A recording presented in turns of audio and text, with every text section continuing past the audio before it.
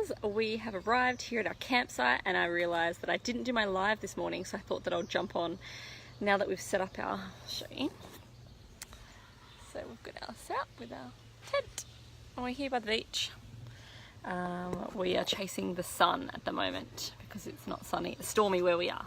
So I wanted to continue on from yesterday's chat because I really want you all to get to know me. I want you to be able to feel my energy. I want you to understand my story and how I got to where I am and why I do what I do. And the struggles and challenges that I personally went through, that I overcame and that I learnt so much through, that I really do utilize into my work, and how that's going to also help you. Because I will never teach anything unless I have practiced it myself, I have nailed it myself, and I've also got the results through practicing that. So I wanted to sort of start off with where we left off yesterday, which was I've been with my coach, my running coach, for 7 years. It's obviously been a little bit less active since moving to France because he's in Australia, I'm over here, so it's just via Viber and email and stuff like that, and we would chat every couple of weeks. And since my running training has taken a bit of a backseat because I am prioritizing my business now, and before, my business was nothing. Before, literally, until a year and a half ago, my life was just my running. I never thought that I would have a business.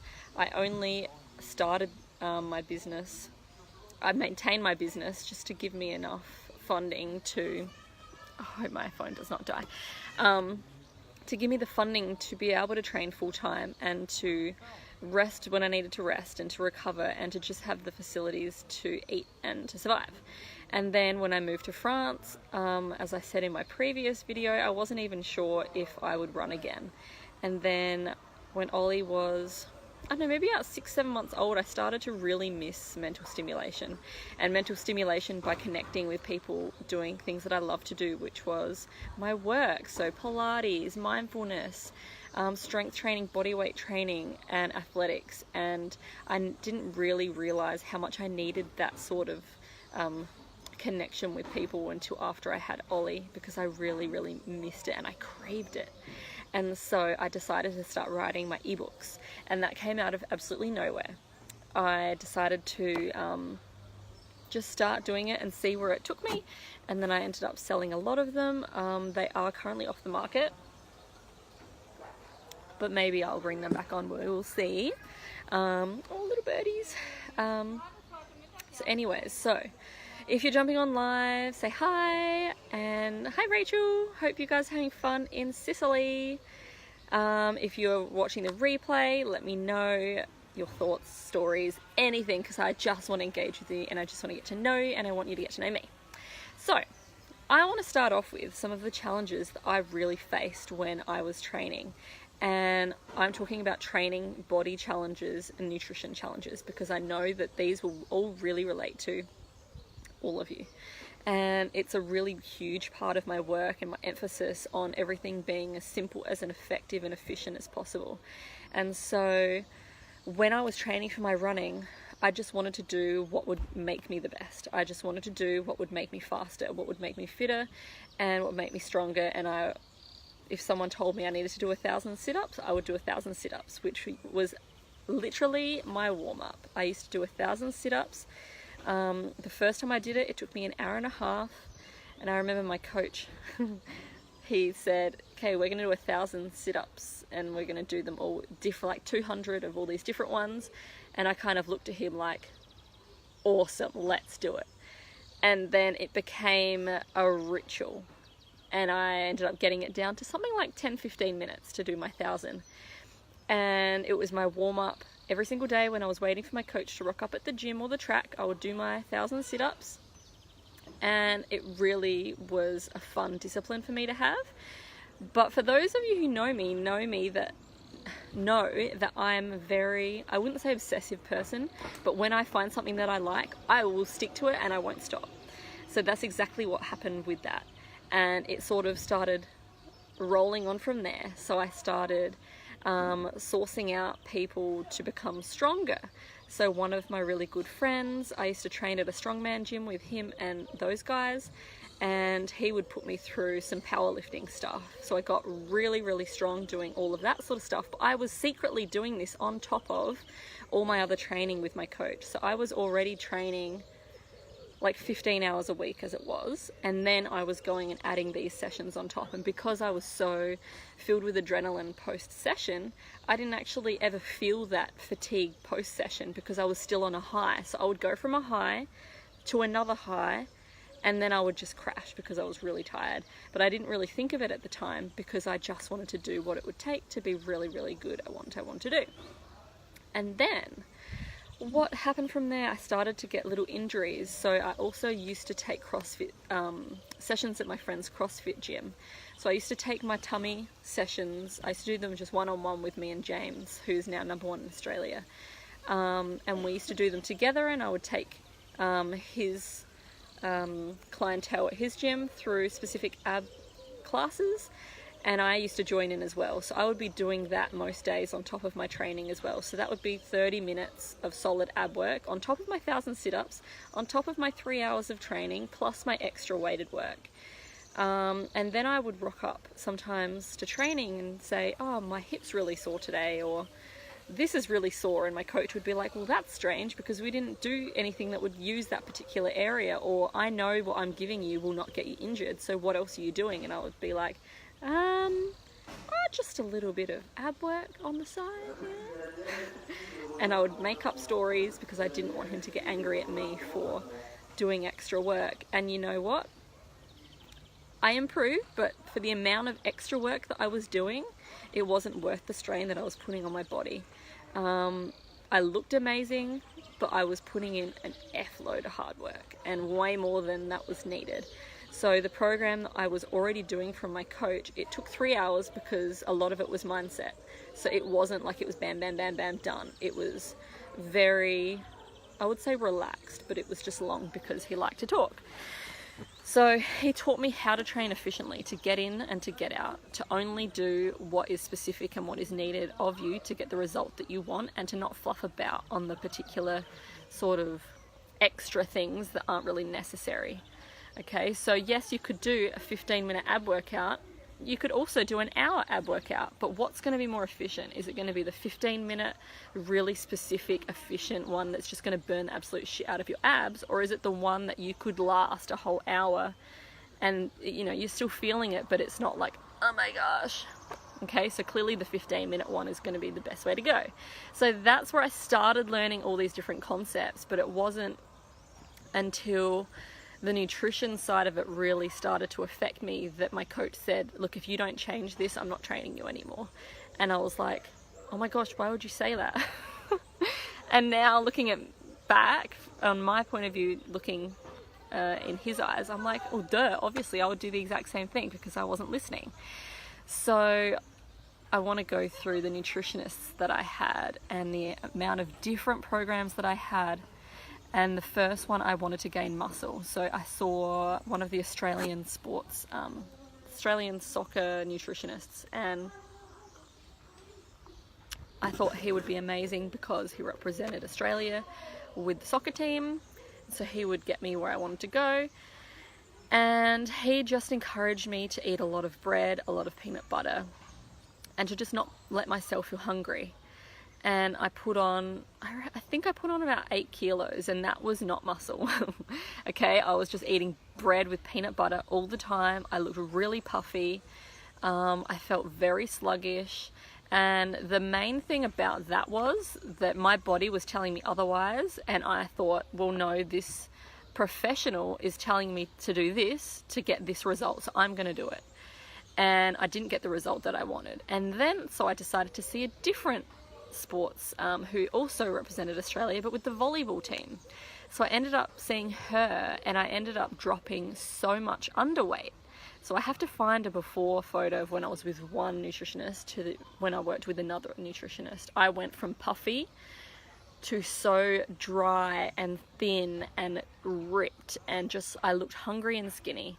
And that was the moment when people started lifting up my shirt asking to see my six-pack. And I'd never had a six-pack before. I didn't even know that I could have a six-pack. So it was the most exciting thing ever. And so at first I wanted people to see my tummy because I was so proud of it. I was effing hungry, but I was so proud of it.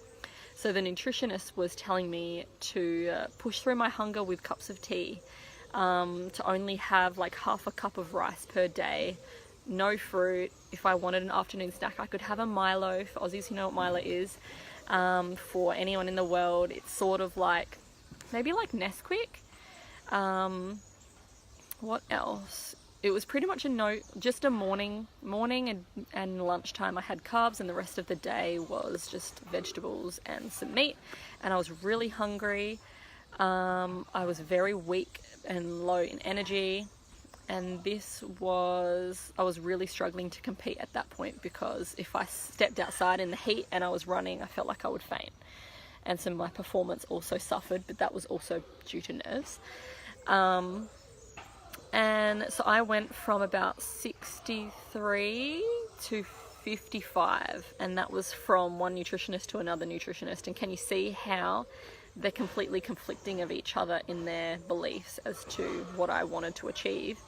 And exactly the same, it didn't coincide with how what my body was telling me, and I still chose to listen to that because I thought listening to the professional was the best way, and that she understood what I wanted. And to an extent, she understood what I wanted. I wanted to lower my skin folds, which is your body fat like caliper sort of thing. So you pinch on different areas of your body to see your level of body fat. And so I got it quite low, and I was just so hungry. And then people started lifting up my top at the gym, and it was the strangest thing. People who I didn't know would come up and say, just start lifting up, or they would poke my tummy and say, oh, check that out.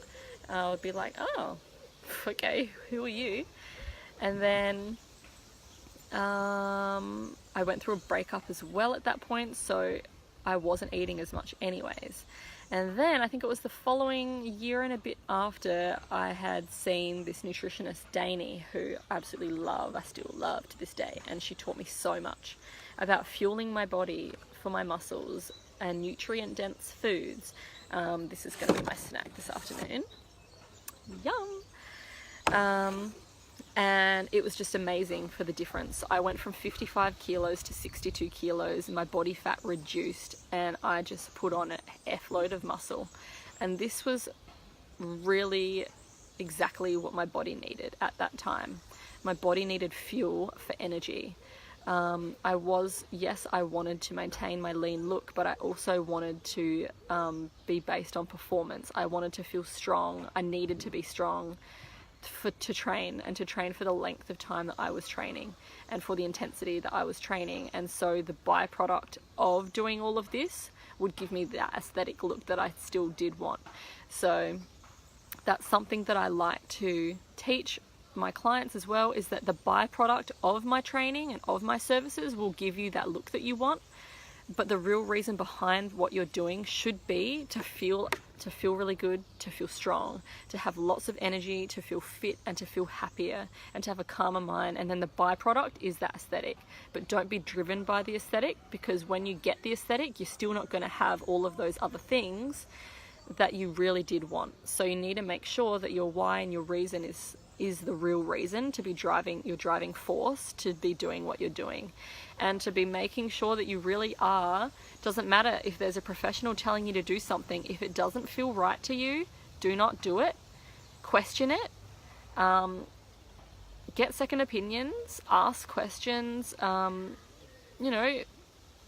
your body and honor yourself, and be true to yourself. So if that means questioning every single thing that you're being given, do it, because it's going to give you that peace of mind. And it might be that one question that makes a difference between, oh my god, I totally understand what you're saying and that feels really right, to, okay, I'm going to find someone else because they're not doing what I want. So I ended up, I'm going to have to close this down pretty soon.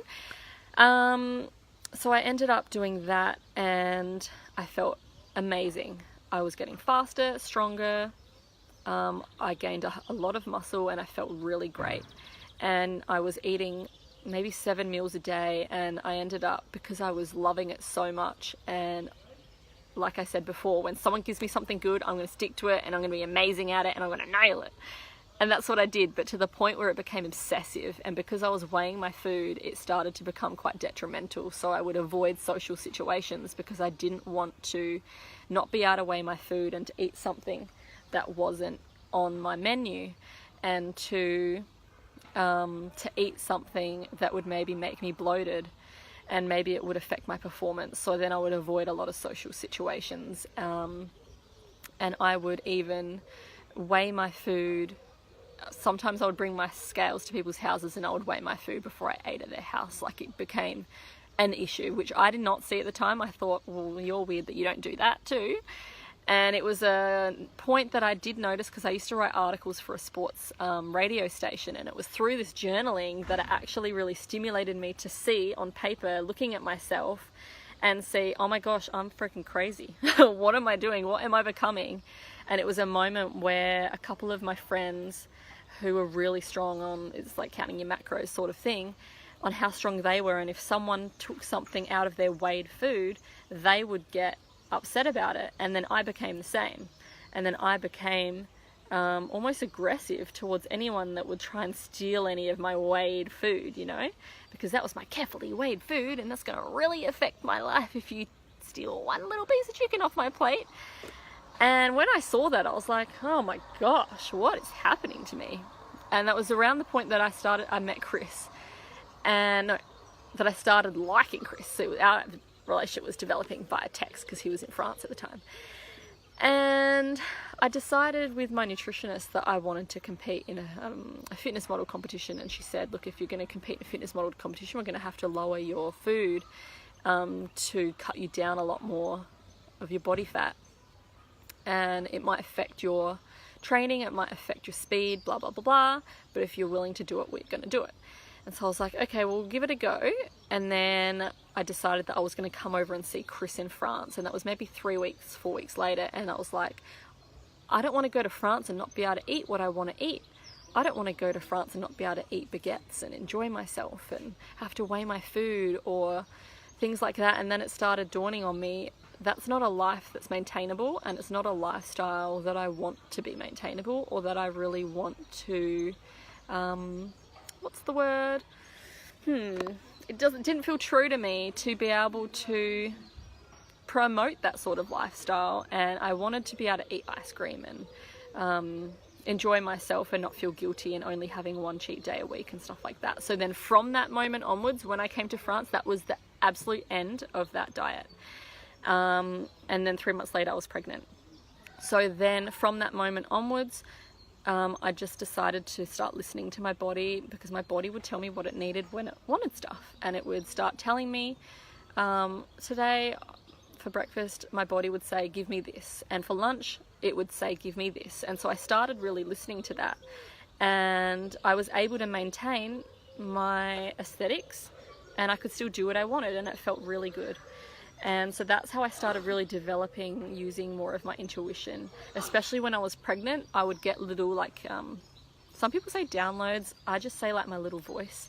I would, because I still had raw egg when I was pregnant, not that you should, but I did, in my smoothies at the time. So I would be picking an egg and something would say, don't pick that egg. So I didn't pick that egg, and something would say, you can have that one. And so I was like, okay then. So then I would pick that one and I would have a different one. So it was that sort of intuitive part of myself started really developing through pregnancy, and not being able to train to the capacity that I was training. Let me just see how much battery I have so I know. I don't know. Okay. Well, anyways, I'll wrap it up really soon. So I really started developing that sort of intuitive side, and then I decided that I also wanted to have a healthy pregnancy, and I wanted to be able to train throughout my pregnancy, and I wasn't sure what was possible when I was pregnant and what would be possible post-baby.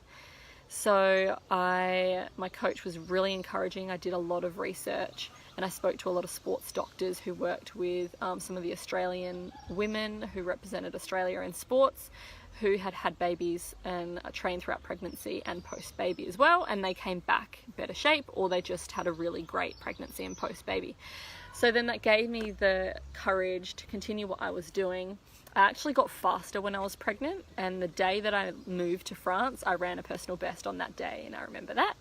And so I was 4 months pregnant when I ran that personal best, which is the coolest thing ever. And then so I came over to France and sort of left my old life behind me as a runner. I didn't want to be known as a runner anymore. I didn't want to be known as anything to do with sports because it wasn't encouraging for me anymore. I was really happy to get away. And so what I actually really wanted to share with you was how amazing our bodies really are, because I wasn't sure if I would be able to run again after having Ollie, if I wanted to run again. I was extremely overtraining before having Ollie as well, and then I completely proved myself wrong by post-baby. I think it was just before Ollie turned 1. He was about 10 months old. I ran a personal best, and that was training like 3 times a week.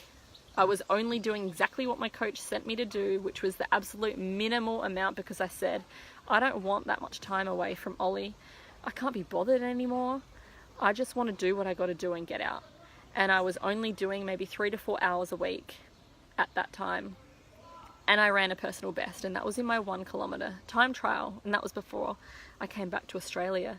So I ran a personal best doing the absolute minimal amount of work, and I was so much happier. I was eating intuitively, I was having a blast, I was having so many adventures, and I was really listening to my body. And that's exactly what I have decided to continue on with ever since that moment, and to prove to myself that I can still do the minimal amount and get the maximum results, which is exactly what I teach you all now. And that's the biggest thing that I instill in all of my clients, and I still instill it in myself because I always practice what I preach. And that is smart, effective, efficient training. So I have developed a really awesome way of training your tummy. You don't have to be doing 1,000 sit-ups. You don't have to be doing all these ab work crunches, like just sit-ups and crunches in the, oh my God, Ollie's running. He just must have been swimming. You don't have to be doing crunches for an hour in the gym. I will give you the most amazing 10 to 15 minute core workout that will burn your tummy so much that that is all you need, and it's going to get you the same results that you want by doing minimal amount of work. The same with really efficient total body programs. It's the main reason why I've designed the programs that I design, because I don't want people doing so your arms this day, your legs this day, your tummy that day. No, do total body, get it all done, be super efficient, work your ass off, and you'll get the most amazing results. And so this is why I have created what I have created, because of all of the challenges and lessons I have learned from being a full-time athlete, from training with an Olympian, from training with him for 7 years and learning everything that he's taught me over the years. So now it's my turn to relay all of this information and knowledge over to you to help get you girls the best results that you can get. So I think my phone is going to die. This is a pretty long chat. I hope that you enjoyed it and that you can relate to some of it, that you got something out of it, because I've been where you probably are or have been before, and that's exactly why I am going to teach you how to improve and be a better you. So if you are interested in learning more, please comment below. I would absolutely love to gift you a program overhaul call, which would be, let's have a look at what you're currently doing in your program. Let's see what we can take away. Let's see what we could change to get you the best results possible. Okay, so if this is for you, comment below. I'd love to chat with you. If you relate to this, if you would like to just engage and tell me your thoughts, I'd love some feedback and to hear. And we're going to enjoy our weekend camping. So have a good weekend, girls. Bye.